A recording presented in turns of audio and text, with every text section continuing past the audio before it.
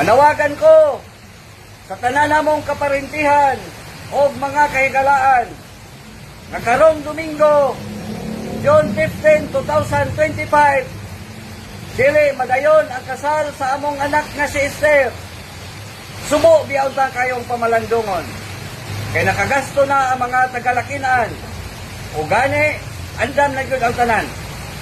Apan, bisan kaming mga ginikanan, wala mi katungod, nga musupag kung unsa ang desisyon sa among anak, nga moatras sa maong kaminyoon. Gumikan sa iyang nadiskubrihan sa lalaki nga iyang pamanhunon kagahapon na iyong adlaw. Ug isip usa ka ginikanan, naalang ko'y gamay nga mensahe alang sa lalaki nga pamanhunon unta sa akong anak. Nga sa sunod gani, kung magplano kang mga sawa, magpatuli pud kadaan.